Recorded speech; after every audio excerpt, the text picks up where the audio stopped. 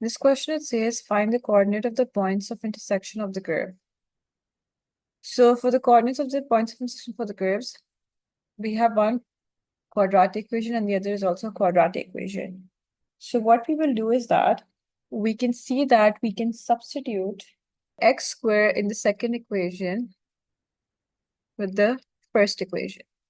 So that means y equals to 5y minus 1 minus 2x plus 1 is equal to y. We're doing substituting 1 in 2. So that gives us y equals to 5y minus 2x.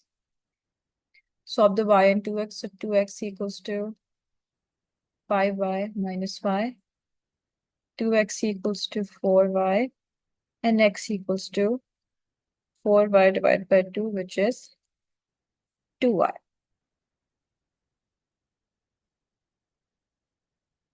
Now what we can do is that we can substitute this 2y back into the first equation and find the value of y.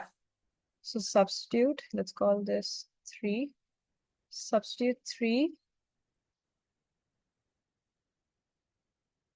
Substitute 3 in 1. So that's going to be 2y whole squared equals to 5y minus 1. 2y whole squared is 4y squared equals to 5y minus 1. And everything on one side, so 4y squared minus 5y plus 1 equals to 0. Factorize this quadratic equation. So that's going to be 4y squared minus 4y minus y plus 1 equals to 0. We split the equation into two groups. The first two terms make one group, and the last two terms make another group. So between 4y squared and 4y, we have 4y common. So 4y times y minus 1. And between the last two terms, we have negative 1 common. So y minus 1 again in the bracket. Between 4y and negative 1, we have y minus 1 common. So that leaves us with y minus 1 times 4y minus 1. Put the two equations equal to 0 to find the value of y.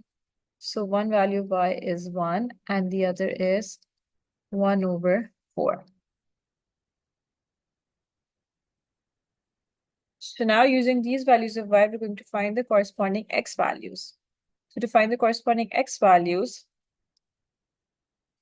at y equals to 1, x is 2, and at y equals to 1 over 4, x is 1 over 2.